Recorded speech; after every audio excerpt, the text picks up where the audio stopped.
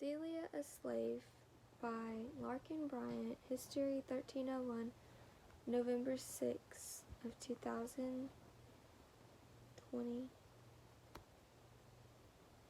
Introduction. Celia a Slave is a novel written by Melton Elizondo McLaurin.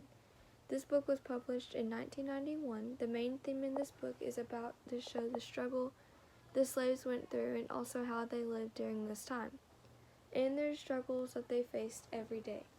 Another theme is shown throughout throughout the way they had to go through it.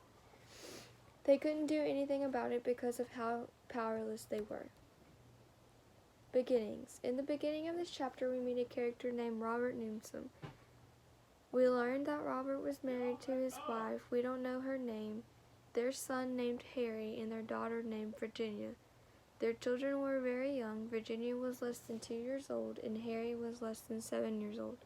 The Newsom family settled in southern Callaway County, which is later known as Fulton Township. The crime. In this chapter, we learn that Celia has had enough of Robert Newsom's actions and threatens him to leave her alone, and if he doesn't leave her alone, she will hurt him. Just as like she said, she hit him on the head with a stick 2 times, and the second time it killed him. She then threw him in the fire and burned him to expose a way of her evidence. In question. In this chapter, we see everyone wondering who murdered Robert, and the neighbor named William starts asking around, and he threatens one of Robert's slaves named George that if he didn't tell him, he would kill him. And George told William all that he knew, which ended up causing Celia to become a suspect. Backdrop. In this chapter, many people are hearing about the issue of slavery being used poorly. Also, the case of what happened to Celia becomes a talk around town and also begins to travel around the nation. The trial. In this chapter, we meet our judge, and it explains all the crimes that Celia could possibly be guilty of, but yet there isn't any evidence to prove that it was in fact Celia. In the end of this chapter, Celia confesses to committing the crime, although this crime was in the act of protecting herself. The verdict. In this chapter, we find out that Celia is being executed, which means even though Robert Newsom raped her on many different occasions, and her just doing what she had to do to protect her and her family, she was given no power and no rights. Celia was powerless.